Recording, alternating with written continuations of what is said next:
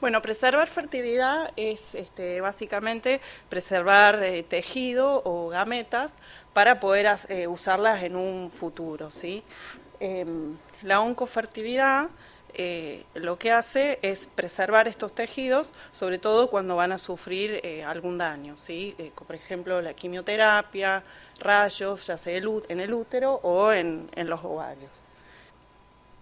Bueno, primero vamos a hablar de todas las técnicas que hay para preservar la fertilidad y voy a hablar de las más comunes, ¿sí? Que son la criopreservación de tejido ovárico, la vitrificación ovocitaria y el uso de análogos de GnRH. Todo lo que es el diagnóstico temprano y los tratamientos avanzaron muchísimo y hoy la sobrevida de estos pacientes es mucho mayor que hace unos años. Un poco las drogas, bueno, se dividen en drogas que tienen alto impacto a nivel ovárico, mediano impacto, bajo impacto. Los rayos también afectan mucho, a mayor edad, a mayor afectación en ovario, y en útero es al revés. Más jóvenes son las pacientes, sobre todo las prepúberes, con menos grey, más afección a nivel uterino.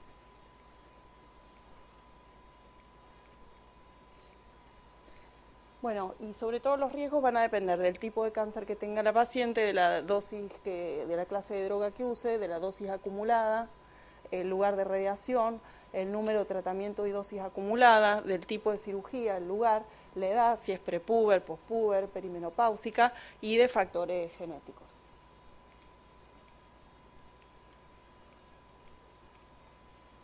Bueno, entonces, el embarazo después del cáncer es igual que la población general, y bueno, la respuesta es que no, que ya lo sabemos, pero este grupo lo que hizo es hacer un estudio poblacional donde la pregunta del estudio es si era lo mismo y juntó mujeres de menos de 39 años, se escucha, ¿no? Sí.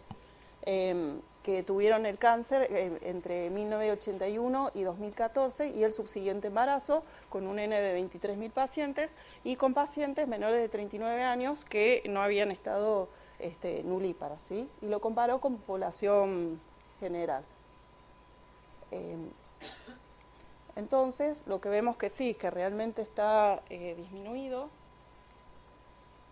Tengo un problema con el... Acá. Está disminuido, ¿sí? Es menor el embarazo observado que el esperado para todos los tipos de cánceres y sobre todo para mama, cuello, cerebro y leucemia. Y bueno, y sobre todo cuesta más cuando las pacientes eran nulíparas. Lo que sí, no hay detalle de los tratamientos recibidos.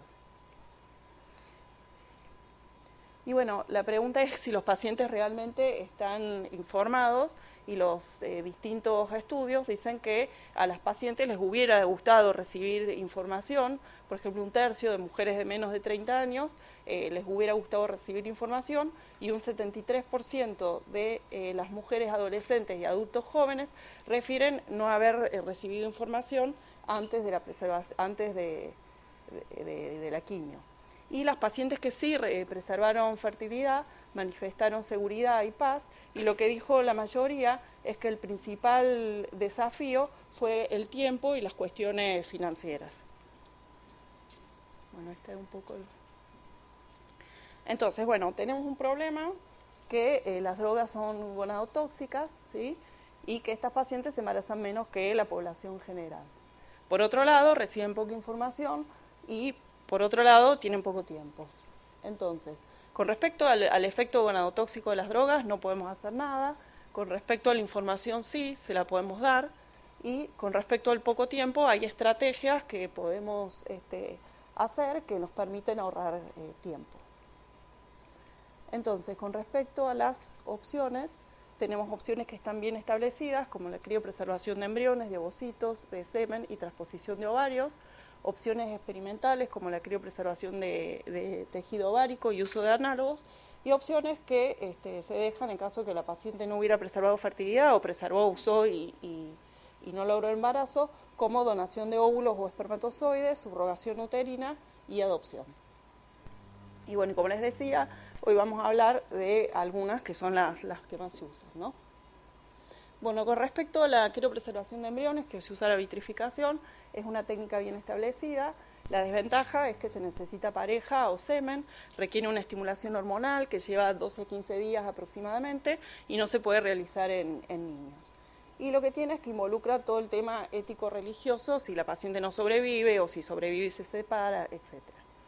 Y las mejores candidatas serían las pacientes de menores de 40 años que tienen buena reserva ovárica y que pueden retrasar la quimioterapia por lo menos 2 semanas. Y con respecto a los ovocitos, las ventajas que tiene es que no necesita pareja, es una técnica bien establecida, no tiene todo el tema ético-religioso que tiene lo que es la cría de embriones y dejó de considerarse experimental desde el año 2012 por ASRM. Las desventajas, lo mismo que la vitri de embriones, requiere estimulación hormonal, lleva 12 a 15 días y no se puede realizar en prepúberes. Y las candidatas son lo mismo que para la vitri de embriones. Y bueno, con respecto a las estrategias que tenemos, podemos arrancar en cualquier momento del ciclo. Nosotros sabemos que en un ciclo normal, acá está la parte de reclutamiento, después viene la ovulación y luego la fase lútea. Con los random start podemos arrancar en cualquier momento del ciclo y en los casos de mamas, que uno lo que quiere es evitar los picos de estrógeno. En una estimulación va parecida a la curva, pero mucho más alta. Podemos usar drogas como el letrozole,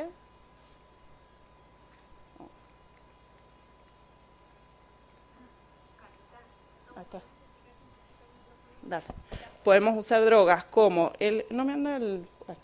los inhibidores de la aromatasa, como el letrozole, y análogos de la GnRH para nosotros en lo que es la estimulación ovárica. Acá usamos HCG urinaria recombinante o análogo de la GnRH. El análogo lo que hace, la vida media es mucho más corta, entonces el cuerpo lúteo cae mucho más rápido, la paciente menstrua más rápido y los niveles de estradiol también bajan más rápido. Y estos son los esquemas de CATMAC, donde muestra que arranca en cualquier momento del ciclo, en una fase folicular temprana, con los folículos menores de 12, arranca con gonadotrofinas, con letrozole, y pone antagonista con folículo de más de 14 milímetros. Si el folículo mide más de 14 o está cercano a la ovulación, por ahí es preferible que ovule, según estos autores, y arrancar en fase lútea, luego, digamos, de ovulación, con gonadotrofinas, letrozole y antagonistas de folículo de 14 milímetros. Y si no, arranca directamente en fase lútea, ¿sí? Y esto se fundamenta en las distintas oleadas de reclutamiento folicular que se producen durante el ciclo ovárico. Y este grupo alemán, que es el FertiProtect, que se junta en varios países, Alemania, Austria y Suiza, y hacen varios trabajos, lo que hicieron es dividir los distintos grupos para ver la cantidad de óvulos que salían y los días de estimulación en las distintas etapas del ciclo.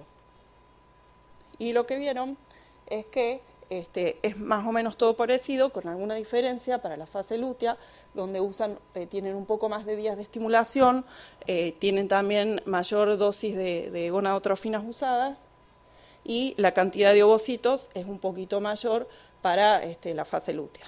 Pero bueno, ven que en todos los momentos del ciclo se puede obtener una buena cantidad de ovocitos.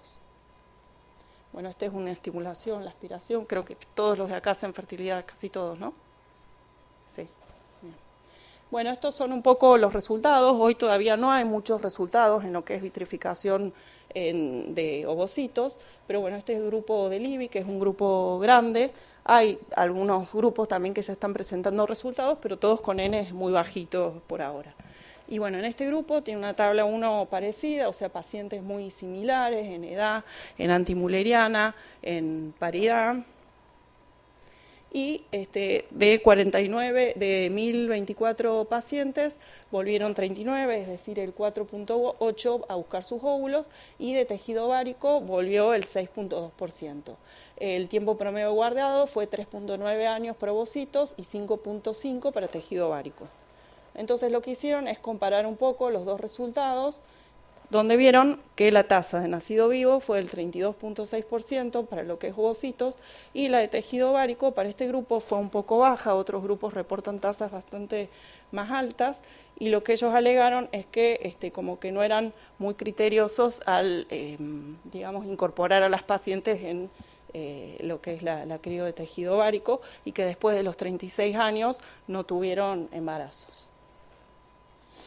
Y después este grupo, el alemán, lo que hizo fue juntar varios estudios como para poder extrapolar así una tasa de embarazo, y más o menos se estima que a los 26 años la tasa de nacido vivo es con más o menos 13 ovocitos, es del 40%, y bueno, así va bajando, ¿no? La cantidad de ovocitos con la edad, y las tasas de embarazo también bajando con la edad, ¿no? Y lo que propone este grupo es como hacer varias técnicas, ¿sí?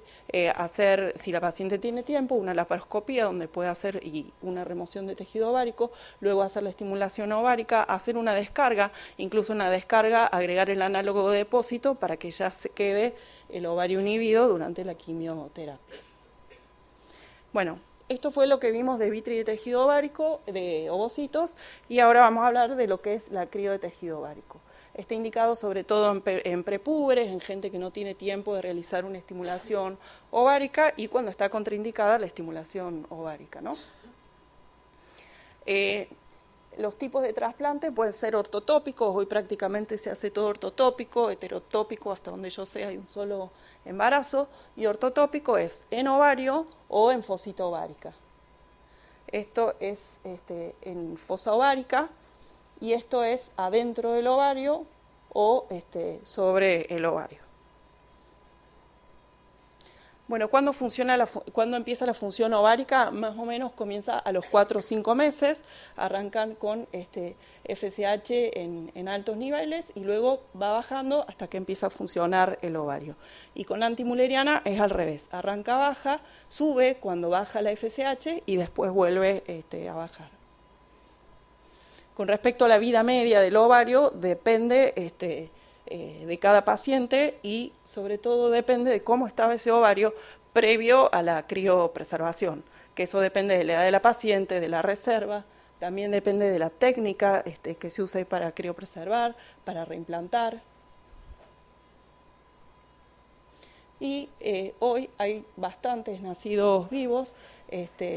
La tasa de embarazo es de el 57%, la tasa de nacido vivo es más o menos de un 37.7%, según este grupo que es Octay y colaboradores que hicieron un metaanálisis, y la mayoría de estas pacientes, como les decía, la mayoría son trasplantes ortotópicos, logran embarazo espontáneo que se da en un 62%.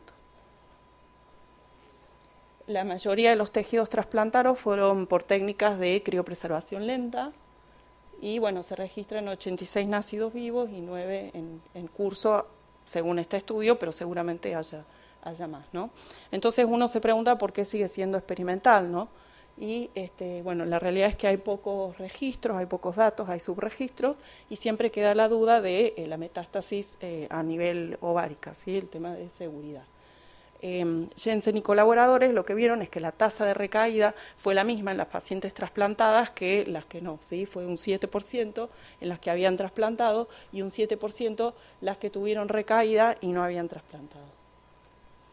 Y si vamos a los tumores más frecuentes que nosotros vemos, por los cuales preservan fertilidad, el riesgo de metástasis es bajo, ¿sí? Sobre todo en cáncer de mama y en linfoma.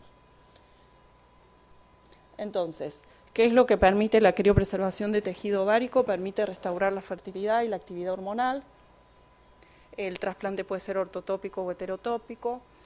También está la posibilidad de restaurar células malignas, entonces hay que tener en cuenta el tumor que tiene la paciente, y no hay consenso si criopreservar o vitrificar. La mayoría de los nacidos vivos son con técnicas de congelamiento lento. Y bueno, y sigue siendo experimental aún, como les decía.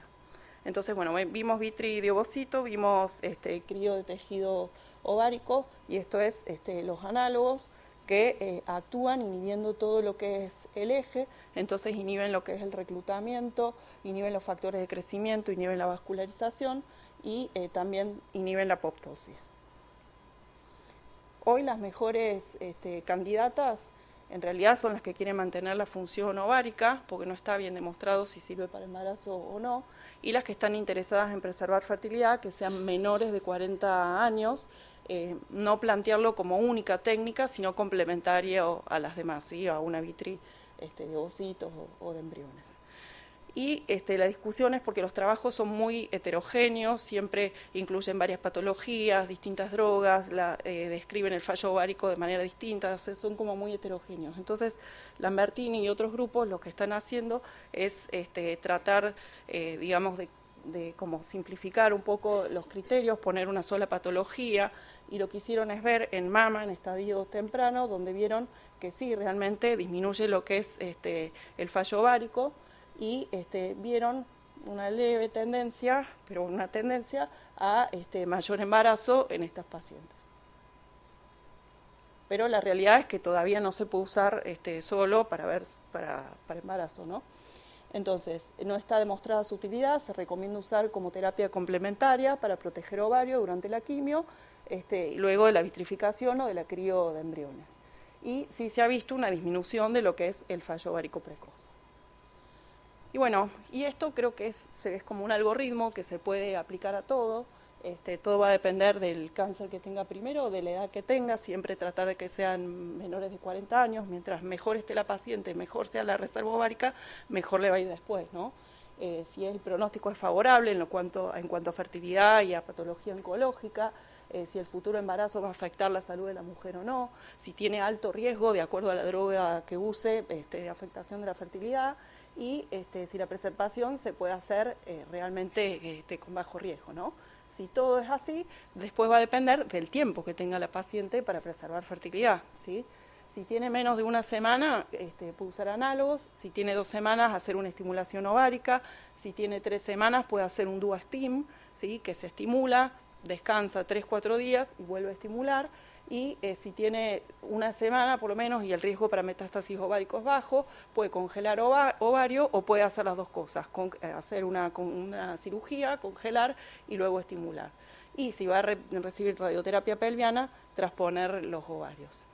Si tiene cáncer de cervix, de endometrio, de ovario, en estadios bien tempranos, en pacientes que pueden tener cierto seguimiento, ahí se puede hacer cirugías mínimamente invasivas, no sé, como una traquelectomía en el caso de cuello, o en un borderline de ovario, una oforectomía o quistectomía, o sea, cirugías para preservar fertilidad. Y bueno, y ahora voy a hablar brevemente de mama y linfoma, que son las dos patologías más frecuentes por las cuales los pacientes preservan fertilidad. Y bueno, con respecto a mama, el pronóstico va a depender del estadio tumoral y también un poco de la edad de la paciente. La sobrevida global es del 86% y el riesgo para todas las oncológicas va a depender de la edad de la paciente, de cómo está la reserva ovárica, del tipo de quimio que va a usar, de la dosis, ¿sí? Y acá en mama, ya por lo menos uno no lo ve tanto, CMF ya casi no hacen más quizás hace por 4, que tiene un riesgo, ¿sí? de fallo ovárico del 40-60% en mayores de 40 años, y si son menores de 40 años, el riesgo es menor al 30%. El tamoxifeno no produce alteraciones en la reserva, pero sí lo usan durante mucho tiempo, entonces hay que tener en cuenta la edad de la paciente al inicio del tamoxifeno para ver si preserva fertilidad o no. Y con respecto a las metástasis, los estadios iniciales, con ganglios negativos, el riesgo de metástasis es muy bajo, pero sí es más alto en estadios más avanzados, en el cáncer inflamatorio o en el cáncer lobular.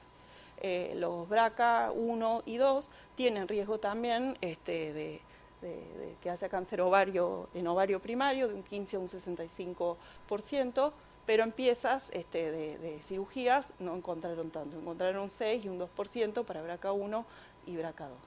Entonces, ¿qué es lo que se recomienda en estas pacientes? Bueno, siempre vitrificar ovocitos, si es lo que se puede, si tiene tiempo, y si hay receptores hormonales positivos, como habíamos dicho, el uso de letrozoles y análogos de la GnRH, y si puede congelar tejido ovárico, bueno, en estadios tempranos es posible.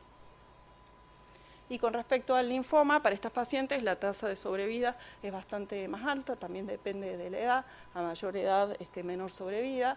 El riesgo de estas pacientes usan el ABVD o el BICOP, y el ABBD para los estadios iniciales, para intermedio BICAP y luego ABBD, y si no ABBD, y también pueden usar rayos, ¿no?